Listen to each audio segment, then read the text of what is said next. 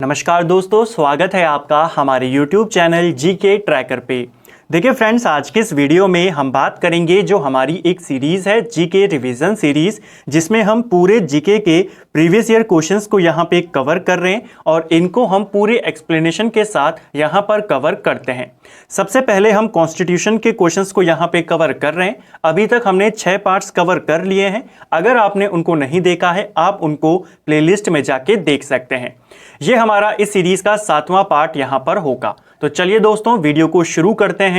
और इस सीरीज में आपको सारे क्वेश्चन ऐसे यहां पर देखने को मिलते हैं जो एग्जाम में आए हैं और प्रॉपर उन्हीं की लैंग्वेज आपको यहां पर देखने को मिलती है। और मैं पूरी कोशिश करता हूं कि उस लैंग्वेज को आपको आसान भाषा में समझाते हुए चलूं और उस क्वेश्चन से रिलेटेड जितने एक्स्ट्रा फैक्ट हैं वो मैं आपको बताते हुए चलूं। तो चलिए शुरू करते हैं। और एक और चीज़, काफ़ी कमेंट्स आ रहे थे कि इसी प्रकार ज्योग्राफी और हिस्ट्री को भी शुरू किया जाए, तो आप निश्चित रहें, जल्द ही उनको भी हम इसी प्रकार यहाँ पे शुरू करेंगे। ये वाली सीरीज़ हमारी मॉर्निंग के समय में चलती है। तो चलिए दोस्तों, आज के वीडियो को शुरू करते हैं।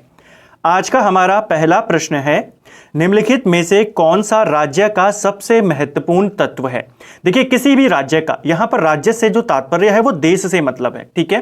तो किसी भी देश का सबसे महत्वपूर्ण तत्व क्या होता है, वो होती है संप्रभुता। यानी कि उसके अंदर जो निर्णय लेने की क्षमता है, उसमें कोई बाहरी हस्तक्षेप ना हो, वो देश अपने निर्णय खुद ले, ठीक है। उसे कहते हैं संप्रभुता, कि उसमें कोई भी बाहरी दबाव उसके ऊपर ना हो, ना वो किसी के दबाव में आए। तो किसी भी देश के लिए सबसे महत्वपूर्ण तत्व जो है वो उसकी संप्रभुता है, ठीक है। ये भी महत्वपूर्ण है, लेकिन अगर ये नहीं है, संप्रभुता नहीं है, तो इन तीनों का फिर कोई मतलब नहीं रह जाता, ठीक है। नेक्स्ट है, भारत की संप्रभुता के संबंध में निम्नलिखित में से कौन सा कथन सही है। तो भारत की संप्रभुता के संबंध में यहां पर आपको 2 स्टेटमेंट दिए हैं। पहला है, भारत राष्ट्रमंडल का सदस्य है, तो ये स्टेटमेंट सही है। भारत जो कॉमनवेल्थ कंट्रीज हैं उनका मेंबर है, ठीक है। दूसरा स्टेटमेंट है कि राष्ट्रमंडल की सदस्य के कारण भारत की संप्रभुता कम हो जाती है, तो ये वाला स्टेटमेंट गलत है। देखिए, राष्ट्रमंडल का जो समूह है, ये ऐसे देशों का समूह है जिनके ऊपर कभी ब्रिटेन का शासन रहा था। तो ऐसे 53 देश हैं, उनका एक समूह है जिसे हम राष्ट्रमंडल कहते हैं। भारत भी उनमें शामिल है, लेकिन उससे ये मतलब नहीं है कि भारत की संप्रभुता खत्म यहां पर हो जाती है, क्योंकि ये जो समूह बनाया गया है, यहां पर ऐसा कोई नियम नहीं है, ऐसा कोई रूल नहीं है कि जो इसके अंदर शामिल हैं वो ब्रिटेन के प्रति अपनी निष्ठा को दिखाएंगे और ब्रिटेन के प्रति समर्पित होंगे। ऐसा कोई रूल नहीं है, केवल आपसी सहयोग के लिए यह ग्रुप बनाया गया है। तो इससे संप्रभुता कम नहीं होती। तो पहला वाला केवल स्टेटमेंट यहां पर सही है। नेक्स्ट है, भारतीय संविधान में किस प्रकार की शासन प्रणाली की व्यवस्था है। देखिए, भारतीय संविधान के अंदर संसदात्मक शासन प्रणाली की व्यवस्था है। ऑप्शन सी हमारा सही आंसर यहां पर होगा। हम सभी जानते हैं भारत ने संसदीय प्रणाली कहां से ली है, ये ली है ब्रिटेन से, ठीक है।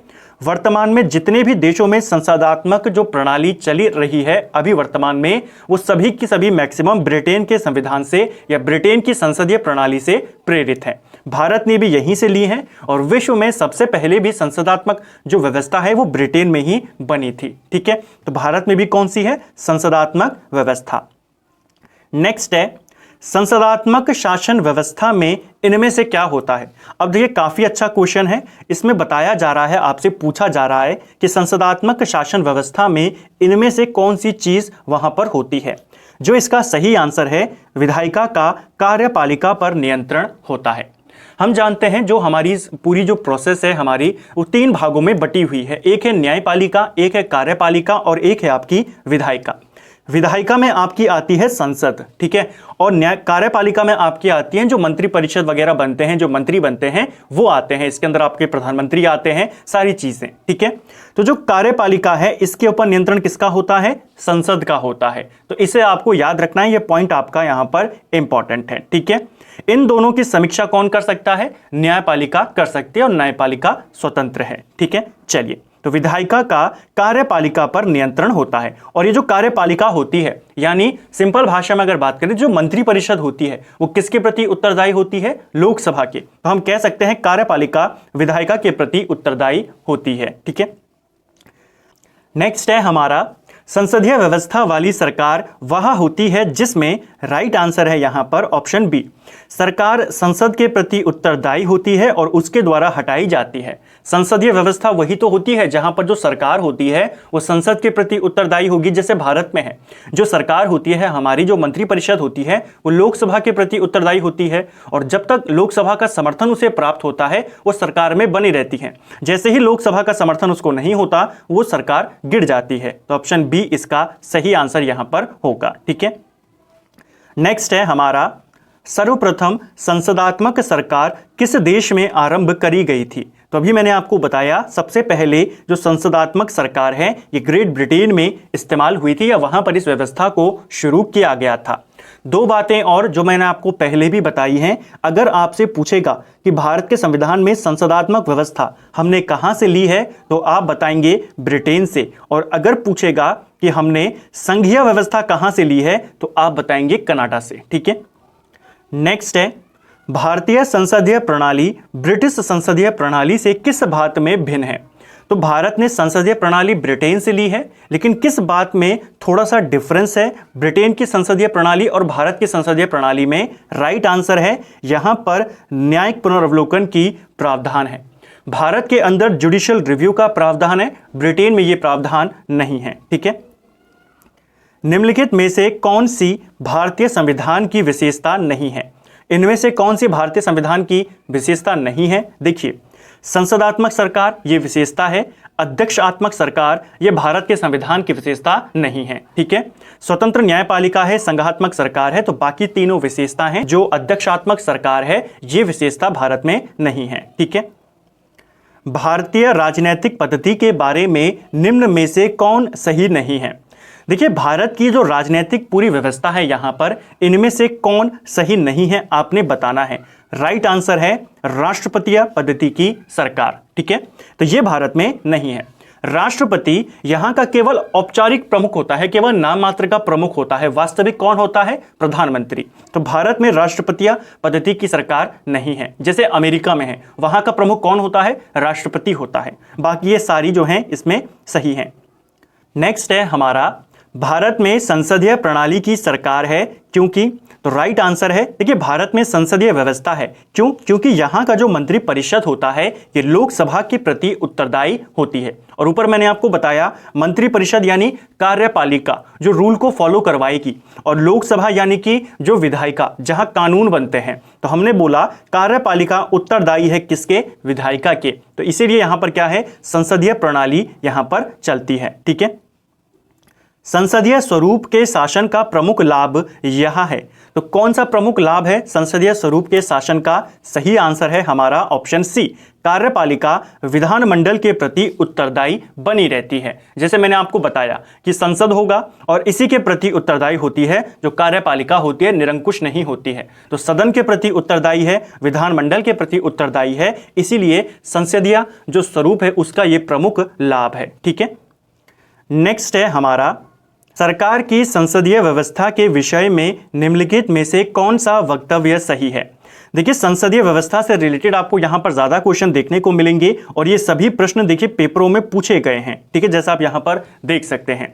अगर हम बात करें सरकार की संसदीय व्यवस्था के विषय में, तो इनमें से कौन सा कथन सही है? राइट आंसर है ऑप्शन ई। ठीक है, या तो इनमें से कोई भी सही नहीं है या तो इनमें एक से ज्यादा सही है। तो चलिए एक एक करके ऑप्शन को देखते हैं कि ये सही है या गलत है। पहला कह रहा है कि विधायिका न्यायपालिका के प्रति जवाबदेह है।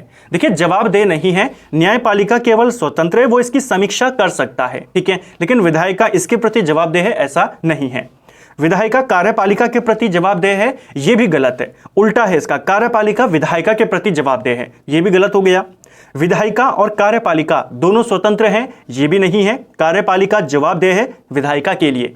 राष्ट्रपति न्यायपालिका के प्रति जवाबदेह है, तो यह भी गलत है। राष्ट्रपति भी न्यायालय के प्रति जवाबदेह नहीं है, वो केवल समीक्षा कर सकती है न्यायपालिका जो कि स्वतंत्र है। ठीक है, तो इसका आंसर क्या होगा? Option E. इनमें से कोई भी सही नहीं है। राष्ट्रपति पद्धति में समस्त कार्यपालिकाओं की शक्ति किसमें निहित होती है? जो राष्ट्रपति पद्धति होती है उसके अंदर सारी जो एग्जीक्यूटिव पावर्स होती हैं, जो कार्यपालिकाएं शक्ति होती हैं, वो राष्ट्रपति में होती हैं, जैसे अमेरिका में है। ठीक है, ऑप्शन ए इसका सही आंसर होगा। भारत में राजनीतिक व्यवस्था के मूलभूत लक्षण हैं, किससे पता चलता है? तो भारत के अंदर राजनीतिक व्यवस्था के मूलभूत लक्षण हैं, इनके बारे में चलिए पढ़ते हैं। पहला कह रहा है कि यह लोकतांत्रिक गणतंत्र है, बिल्कुल सही है, इससे भी पता चलता है, ठीक है। दूसरा, इसमें संसदात्मक रूप की सरकार है, यह भी सही है, ठीक है। सर्वोच्च सत्ता भारत की जनता में निहित है, तो यह भी सही है, सर्वोच्च सत्ता जनता में निहित है। हर 5 साल के बाद यहां पर चुनाव होते हैं और जनता जिसको चाहे चुन सकती है, ठीक है। यह एक एकीकृत शक्ति का प्रावधान करती है, तो यह गलत है। भारत की राजनीतिक व्यवस्था का जो मूलभूत लक्षण है वो एकीकृत शक्ति नहीं है, क्योंकि हम कई बार पढ़ चुके हैं यहां पर जो शक्तियां हैं उनका बंटवारा किया गया है केंद्र और राज्य के बीच में, ठीक है। तो चौथा वाला छोड़ के बाकी यहां पर सारे सही हैं, ठीक है। देखिए 2 बार क्वेश्चन ये बना है।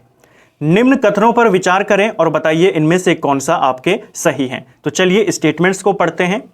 भारत एक लोकतांत्रिक राज्य व्यवस्था है, तो ये सही है, ठीक है। भारत एक प्रभुत्व संपन्न राज्य है, यह भी सही है। भारत में लोकतांत्रिक समाज है, यह भी सही है। और भारत एक कल्याणकारी राज्य है, तो यह भी यहां पर सही है। तो उपयुक्त सभी यहां पर हमारे सही आंसर हो जाएंगे। यह भी आपका पेपर में पूछा गया है। निम्नलिखित में से कौन सी विशेषता भारतीय राजतंत्र की नहीं है? तो इनमें से कौन सी विशेषता है जो भारतीय राजतंत्र की विशेषता नहीं है? सही आंसर है सत्तावादी सरकार, ठीक है। यह भारत के राजतंत्र की विशेषता नहीं है। भारत में जो शासन चलता है वो संविधान के माध्यम से चलता है और यहां पर लोकतांत्रिक सरकार काम करती है, जिसका चुनाव हर 5 साल में जनता के द्वारा किया जाता है, ठीक है। केंद्र सरकार और राज्य सरकारों को प्राधिकार प्राप्त होता है। प्राधिकार यानी कि इनको जो शक्तियां मिलती हैं केंद्र सरकार को और राज्य सरकारों को, इनको अपने अधिकार कहां से मिलते हैं? तो इनको अधिकार भारत के संविधान से मिलते हैं। ऑप्शन ए हमारा सही आंसर है। इन दोनों का काम है कि संविधान के अनुसार ये काम करें, उसी के अनुसार ये नियम और रूल्स यहां पर वगैरह बनाएं, ठीक है। 2 बार ये क्वेश्चन पूछा गया और दोनों बार 2017 में आए। देखिए, एक बार यूपीपीसीएस, एक बार एमपीपीसीएस, ठीक है। संवैधानिक सरकार का आशय क्या होता है? देखिए, संवैधानिक सरकार का आशय होता है कि वो कोई भी सरकार जो संविधान की सीमाओं से परिबद्ध हो, यानी कि ऐसी सरकार जिसकी शक्तियां संविधान में सीमित हो, संविधान के अनुसार वो काम करे, उस सरकार को बोला जाता है संवैधानिक सरकार, ठीक है। जो किसकी तरह काम करे? संविधान के अनुसार काम करे। निम्न में से कौन सुशासन की विशेषता नहीं है? तो इनमें से सुशासन की विशेषता जवाबदेही है, ठीक है। अगर आप सरकार को जनता के प्रति जवाबदेही बनाएंगे तो वो और ज्यादा अच्छा काम करेगी, सुशासन की विशेषता है। पारदर्शिता के साथ काम हो, यह भी सुशासन का है।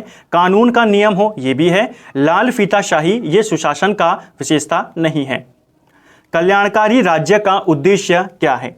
तो कल्याणकारी राज्य का जो उद्देश्य है यह है आपका कमजोर वर्गों के कल्याण का प्रबंध करना, ठीक है। जो हमारा संविधान है वो भी कल्याणकारी राज्य के रूप में प्रदर्शित करता है। संविधान के अंदर कौन से भाग में कल्याणकारी राज्य के बारे में बताया गया है? तो आप बताएंगे भाग 4 नीति निदेशक तत्वों में बताया गया है कल्याणकारी राज्य के बारे में, ठीक है। नेक्स्ट है, राज्य हर जगह है, यह अंतराल शायद ही कोई छोड़ता है। यह वक्तव्य किस धारणा की व्याख्या करता है? तो राज्य हर जगह है, यह वक्तव्य करता है कल्याणकारी राज्य की धारणा की व्याख्या, ठीक है। Option A. निम्नलिखित में से कौन सा एक भारतीय संविधान का दर्शन नहीं है?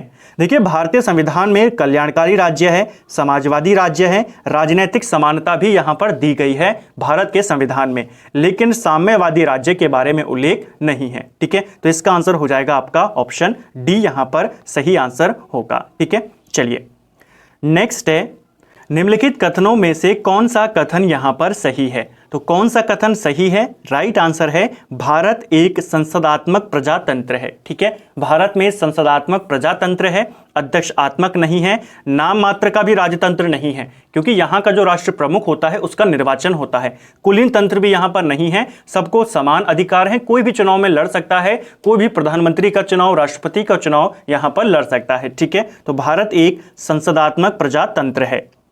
नेक्स्ट है, भारत में राजनीतिक सत्ता का प्रमुख स्रोत क्या है? ये क्वेश्चन बहुत बार एग्जाम में पूछा जाता है कि भारत के अंदर राजनीतिक सत्ता का प्रमुख स्रोत क्या है? तो ये है भारत की जनता। ठीक है, संविधान मत करना, यहां पर होगा जनता। और संविधान की शक्ति का भी मेन सोर्स क्या है? वो भी भारत की जनता है। ठीक है, तो ऑप्शन ए इसका राइट आंसर होगा। संविधान की जो प्रस्तावना है वो शुरू ही होती है कि हम भारत के लोग, ये हमने पिछले वीडियो में भी इसके बारे में बात करी थी। निम्नांकित में से कौन एक अध्यक्षात्मक शासन प्रणाली का आधारभूत तत्व है?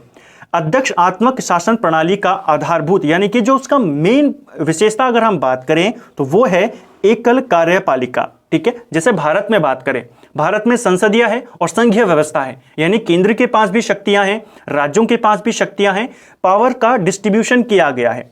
लेकिन जो अध्यक्षात्मक शासन होती है वहां पर केवल एक ही व्यक्ति होता है, राष्ट्रपति, जो सारी कार्यपालिका को चलाता है, पूरा कंट्रोल उसी के पास होता है। तो इसमें सत्ता का केंद्रीकरण हो जाता है, जिसमें एकल कार्यपालिका होती है। ठीक है, तो ऑप्शन बी इसका सही आंसर हो जाएगा। नेक्स्ट है हमारा, अध्यक्षात्मक शासन का उदय सर्वप्रथम किस देश में हुआ था? देखिए, अध्यक्षात्मक शासन का उदय सबसे पहले अमेरिका में हुआ था। शासन प्रणाली की या शासन करने की दो ही प्रणालियां हैं, एक है आपकी संसदात्मक जो भारत में है, ब्रिटेन से शुरू हुई, और एक है अध्यक्षात्मक जो कि अमेरिका में है, अमेरिका से शुरू हुई। ठीक है, भारत में प्रजातंत्र इस तथ्य पर आधारित है कि, कौन से तथ्य पर आधारित है? राइट आंसर है कि जनता को सरकारों को चुनने और बदलने का अधिकार प्राप्त है। ठीक है, भारत एक गणतंत्र है, इसका क्या अर्थ है? ये क्वेश्चन भी काफी अच्छा और काफी बार ये एग्जाम में आपको पूछा गया है। आगे भी आप देखेंगे अलग अलग एग्जाम में घुमा घुमा कर इस प्रश्न को पूछा गया है। तो इसका अगर आप कॉन्सेप्ट समझ जाएंगे तो आप फिर इस क्वेश्चन को कभी भी नहीं भूलेंगे। देखिए, भारत एक गणतंत्र है, भारत में लोकतंत्र तो है, जनता सरकार चुनती है, जनता के द्वारा ही सरकार का चयन किया जाता है, जनता अपने प्रतिनिधि को चुनती है, फिर वो सरकार बनाते हैं। ठीक है, तो लोकतंत्र तो है। प्रश्न यह है कि भारत एक गणतंत्र है, इसका अर्थ क्या है?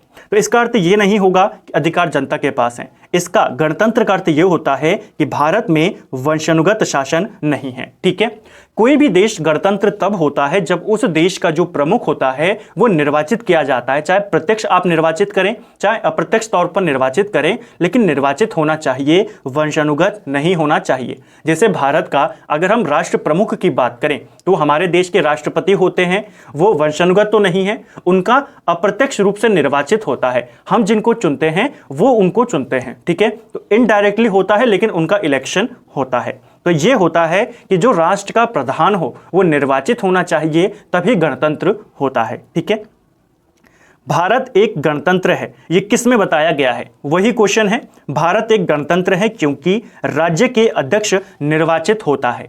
अगर मैं आपको एक क्वेश्चन पूछूं कि ऐसा देश बताइए जो लोकतंत्र तो है, लोकतांत्रिक देश है लेकिन गणतंत्र नहीं है, ऐसे दो देश, तो आप आसानी से बता देंगे। जैसे ब्रिटेन है, ब्रिटेन में लोकतंत्र है लेकिन ब्रिटेन में गणतंत्र नहीं है, क्योंकि राज्य प्रमुख कौन है? वो वंशानुगत होता है। ठीक है, इसी प्रकार अगर हम जापान की बात करें, जापान में भी लोकतंत्र है, वहां की जो सरकार है वो जनता के द्वारा चुनी गई है, लेकिन वहां पर भी गणतंत्र नहीं है, क्योंकि जो राष्ट्र प्रमुख होता है वो वंशानुगत होता है, राजाओं का सिस्टम वहां पर चलता है। ठीक है, तो ये क्वेश्चन बनता है, भारत कैसा है? भारत लोकतंत्र भी है और गणतंत्र भी है। ब्रिटेन और जापान केवल लोकतंत्र हैं, वो गणतंत्र नहीं है। ठीक है, नेक्स्ट है हमारा, भारतीय संविधान कैसा है? देखिए, भारतीय संविधान अंशतः कठोर है और अंशतः लचीला है, तो ऑप्शन डी इसका यहां पर सही आंसर हो जाएगा। ठीक है, भारत का संविधान कुछ जगहों पर ज्यादा कठोर है और कुछ जगहों पर अत्यधिक यहां पर लचीला है, इसीलिए भारत के संविधान को वकीलों का स्वर्ग भी बोला जाता है। ये क्वेश्चन भी पेपर में बनता है।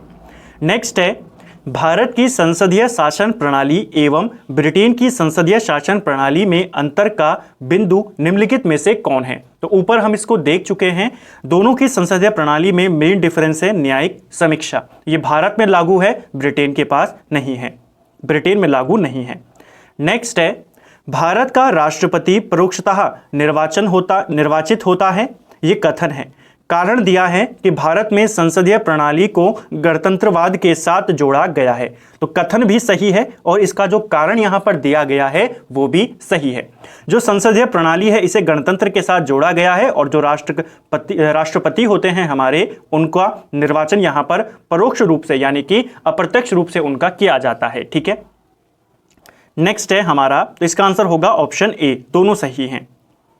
नीचे दो वक्तव्य दिए गए हैं, कौन सा वक्तव्य यहां पर सही है? चलिए पढ़ते हैं।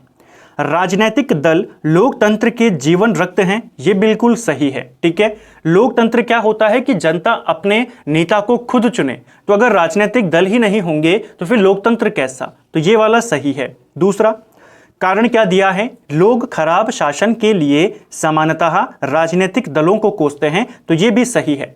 आपने किसी दल को चुना, अगर वो अच्छा काम नहीं करता है तो लोग फिर उन्हीं को कोसते हैं, तो ये दोनों यहां पर सही हैं। ठीक है, भारत में दल विहीन प्रजातंत्र किसने प्रस्तावित किया था? देखिए, भारत के अंदर दल विहीन प्रजातंत्र को महात्मा गांधी और जयप्रकाश नारायण दोनों ने प्रस्तावित किया था। ठीक है, अगर बाई चांस ये ऑप्शन में ऐसा आ जाए दोनों का नाम दे दे, वैसे दोनों ने किया है, तो आप महात्मा गांधी को रेफरेंस दें क्योंकि पहले इन्होंने किया, बाद में जयप्रकाश नारायण ने किया। लेकिन इस चीज को याद रखना, दोनों ने यहां पर इसको प्रस्तावित किया था, दल विहीन प्रजातंत्र को। ठीक है, भारतीय संविधान अर्धसंघात्मक है, ये कथन यहां पर कारण दिया गया है।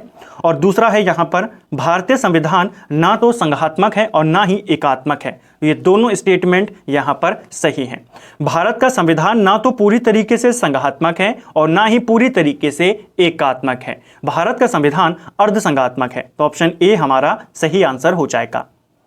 भारतीय संविधान की प्रकृति क्या है? तो भारत का संविधान प्रकृति इसकी क्या है, इसका नेचर कैसा है? तो भारत का संविधान प्रकृति में संघीय है लेकिन भावना में एकात्मक है। ठीक है, तो भारत के अंदर शक्तियों का बंटवारा भी यहां पर किया गया है केंद्र और राज्यों के बीच, तो संघीय व्यवस्था है, लेकिन जो स्पेशल पावर्स हैं वो आपके किसके पास हैं? वो केंद्र के पास हैं। काफी सारी एकात्मक चीजें जो केवल केंद्र कर सकता है, जैसे राज्यपालों की अगर नियुक्ति करनी हो तो इसमें राज्यों के पास कोई अधिकार नहीं है। ठीक है, राज्यों के पास अपने अधिकार अलग हैं, लेकिन जो स्पेशल पावर्स हैं, अगर राष्ट्रपति शासन लगता है किसी राज्य में तो वहां पर भी राज्यों के पास कोई अधिकार नहीं है। राष्ट्रपति शासन को लेकर भी सारे अधिकार किसके पास हैं? केंद्र सरकार के पास हैं। अखिल भारतीय सेवाएं, उनको अगर बढ़ाना हो, उनका सृजन करना हो, वो भी किसके पास है? आपकी जो संसद है, केंद्रीय व्यवस्था है, उसके पास है। तो प्रकृति में संघीय है लेकिन भावना में एकात्मक है। भारतीय संघवाद को सहकारी संघवाद किसने कहा था? तो भारत के संघवाद को सहकारी संघवाद कहा था जी ऑस्टिन ने। ऑप्शन ए हमारा सही आंसर यहां पर होगा। ठीक है, किसने कहा था भारत अर्ध संघात्मक राज्य है? तो देखिए, दो बार ये क्वेश्चन यहां पर है कि पूछा जा चुका और इससे ज्यादा बार ये पूछा गया है। भारत को अर्ध संघात्मक राज्य के.सी. व्हीयर ने बोला था। ठीक है, इन दोनों को आपको याद करना है। जी ऑस्टिन ने क्या बोला था? सहकारी संघवाद, और व्हीयर ने क्या बोला? अर्ध संघात्मक। ठीक है, भारतीय संविधान के विषय में निम्नलिखित कथन निम्न में से किसका है? तो यहां पर आपको स्टेटमेंट दिया गया है कि भारतीय संविधान अधिक कठोर और अधिक लचीले के मध्य एक अच्छा संतुलन स्थापित करता है। यह जो स्टेटमेंट था, यह स्टेटमेंट के.सी. व्हीयर के द्वारा बोला गया था। ऑप्शन डी इसका सही आंसर है। निम्नलिखित में से किस एक का कथन है कि संविधान को संघात्मक के तंग ढांचे में नहीं ढाला गया है? ये क्वेश्चन इंपॉर्टेंट है। ये जो स्टेटमेंट दिया था कि संविधान को संघात्मक के तंग ढांचे में नहीं ढाला गया है, ये बोला था भीमराव अंबेडकर ने। ऑप्शन सी हमारा सही आंसर होगा। उन्होंने कहा था कि हमने इसे केवल संघात्मक के ढांचे में नहीं ढाला है, संविधान एकीकृत भी है और संघात्मक, दोनों के आपको यहां पर देखने को मिलेंगे। ठीक है, विशेषताएं। नेक्स्ट है, मिथकों और कहावतों के रूप में प्रशासन के सिद्धांतों को किसने अस्वीकार किया था? कब पूछा गया है? तो लेटेस्ट का ही क्वेश्चन है, ज्यादा पुराना नहीं है, 2017 में पूछा गया था। और किसमें? प्री में। मिथकों और कहावतों के रूप में प्रशासन के सिद्धांतों को अस्वीकार किया किसके द्वारा? हर्बर्ट साइमन के द्वारा। बाकी इन तीनों ने इसका समर्थन किया था। ठीक है, विधि और स्वाधीनता के बीच सबसे उपयुक्त संबंध को निम्नलिखित में से कौन प्रतिबिंबित करता है? तो विधि और स्वाधीनता यानी जो कानून है, विधि यानी कानून, सिंपल सी बात है। स्वाधीनता यानी स्वतंत्रता, तो कानून और स्वतंत्रता के बीच सबसे अच्छा संबंध इनमें से कौन बताता है? चलिए देखते हैं। राइट आंसर है यहां पर यदि विधि नहीं है तो स्वाधीनता भी नहीं होगी।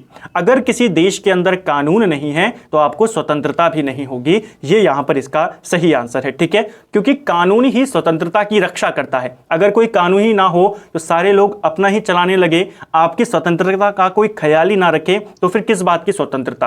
तो कानून ही स्वतंत्रता की रक्षा करता है। जहां कोई कानून नहीं होता वहां कोई स्वतंत्रता नहीं होती है। Option B. निम्नलिखित में से कौन विकास प्रशासन की अवधारणा से संबंधित है? तो विकास प्रशासन की अवधारणा से संबंधित है फ्रेड डब्ल्यू रिक्स।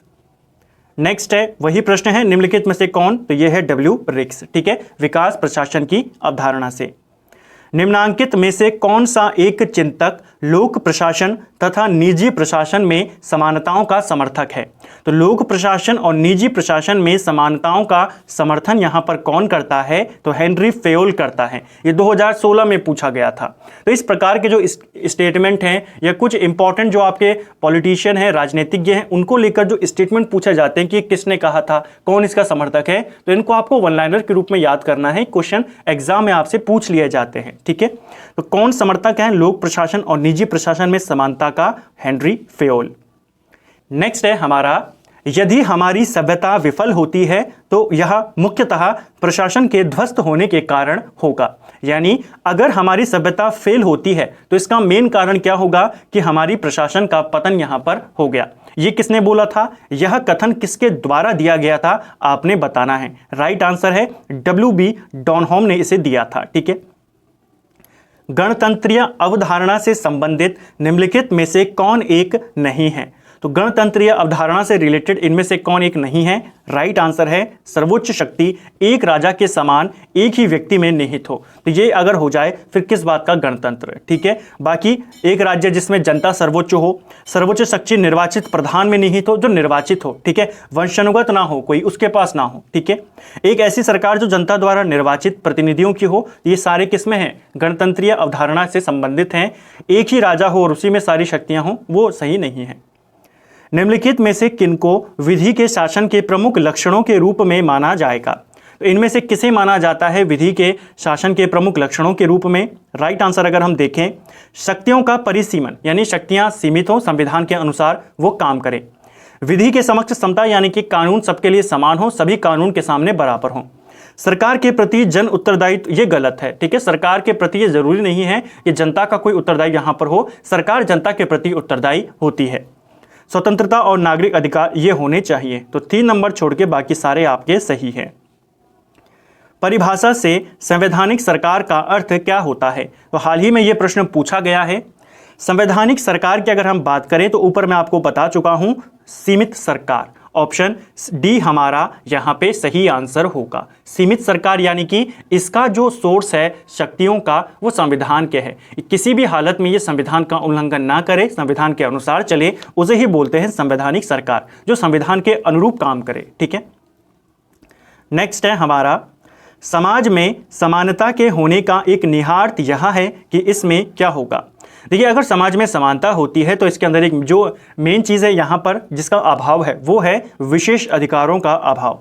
अगर समाज के अंदर समानता है, सभी लोग बराबर हैं, रंग के आधार पर, नस्ल के आधार पर, धर्म के आधार पर, जाति के आधार पर कोई भेदभाव नहीं है, तो किसी भी व्यक्ति को कोई भी विशेष अधिकार नहीं दिया जाएगा, ठीक है। तो ऑप्शन ए इसका राइट आंसर है। भारत और अमेरिका की राजनीतिक व्यवस्थाओं के बीच निम्नलिखित में से कौन सी विशेषताएं समान हैं? तो भारत और अमेरिका के बीच कौन सी विशेषता समान है? चलिए पढ़ते हैं। पहला है अवशिष्ट शक्तियां केंद्र के पास हों, तो ये सही है। भारत और अमेरिका में ये समान नहीं है, ठीक है। यानी भारत के अंदर जो इमरजेंसी पावर्स होती हैं वो केंद्र के पास हैं, अमेरिका में इमरजेंसी पावर राज्य सरकारों के पास होती है, ठीक है। तो ये वाला तो नहीं होगा। अवशिष्ट शक्तियां राज्यों के पास हों, ये अमेरिका में सही है, ये भारत में नहीं होगा। राष्ट्रपति के पास पॉकेट वीटो की शक्ति है, तो ये वाला सही है। पॉकेट वीटो की शक्ति भारत के राष्ट्रपति के पास भी है और अमेरिका के राष्ट्रपति के पास भी है। नेक्स्ट है, उच्च सदन में कुछ मनोनीत सदस्य होते हैं, तो ये भारत में सही है। भारत का उच्च सदन है राज्यसभा और वहां पर 12 सदस्यों का मनोनयन होता है। अमेरिका में ऐसा नहीं होता, अमेरिका में सभी सदस्य उच्च सदन के निर्वाचित होकर आते हैं। नेक्स्ट है, दूसरे प्रशासनिक आयोग के कौन से प्रतिवेदन ने भारत में सुशासन की बाधाओं की पहचान करी है? जो दूसरा प्रशासनिक आयोग है, इसने जब अपने प्रतिवेदन दिए, अपनी सिफारिशें दी, तो उसमें एक प्रतिवेदन था नागरिक केंद्रित प्रशासन और शासन का केंद्र बिंदु। इसके अंदर इसने भारत में सुशासन की बाधाओं की पहचान करी थी। ठीक है। भारतीय संघवाद में विविधताओं में एकता को प्रोन्नत करने हेतु निम्नलिखित में से किन संस्थानों को आवश्यक माना गया है? तो भारत में जो विविधताओं में एकताएं हैं, इनको और आगे बढ़ाने के लिए कौन सी संस्था को यहाँ पर इंपॉर्टेंट माना गया है? देखिए, अंतर्राज्य परिषद और राष्ट्रीय विकास परिषद, वित्त आयोग, क्षेत्रीय परिषद, एकल न्यायिक व्यवस्था, अखिल भारतीय परिषदें, ये सारी यहाँ पर सही हैं। ऑप्शन डी इसका राइट आंसर है। नेक्स्ट है, निम्नलिखित में से किस दशक में भारत की संसदात्मक व्यवस्था केंद्रीयता से संघवाद की ओर खिसकी? देखिए, पहले भारत में जो सत्ता थी उसका केंद्रीयकरण था, यानी कि पूरे देश में जब भारत आजाद हुआ, विपक्ष नाम मात्र का था, केवल कांग्रेस की सरकारें थी सभी राज्यों में। क्वेश्चन ये बन रहा है कि केंद्रीयता की ओर से संघवाद की ओर भारत कब गया? तो ये गया 1980 के दशक में। ठीक है, 1980 के दशक में ही भारत में जो विपक्ष था उसका उदय होने लगा और कई सारे राज्यों में कांग्रेस की सरकारें नहीं थी, और अगर थी तो अपने दम पर नहीं थी, अपने बहुमत के दम पर नहीं थी। तो वहां पर एक तरीके से पूरा जो संघवाद था वो आना शुरू हो गया था, केंद्रीयकरण धीरे धीरे खत्म होने लगा था, क्योंकि पहले केवल एक ही केंद्र था शक्ति का, वो थी कांग्रेस, लेकिन 80 के दशक में ये खत्म होना शुरू हो गया था। तो इसका राइट आंसर है ऑप्शन डी, 1980 का दशक। तो फ्रेंड्स, ये था हमारा जो हमारी जीके रिवीजन सीरीज है, उसका हमने आज भाग 7 यहाँ पर देखा।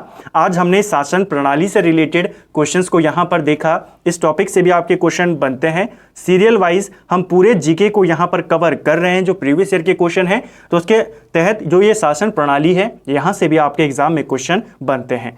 उम्मीद करता हूँ आपको वीडियो पसंद आया होगा। अगर आपको ये वीडियो पसंद आया है तो वीडियो को लाइक करें। अगर आप चैनल पर नए हैं, चैनल को सब्सक्राइब करें, अपने दोस्तों के साथ शेयर करें। वीडियो आपको कैसा लगा कमेंट बॉक्स में हमें ज़रूर बताएं। Thank you friends.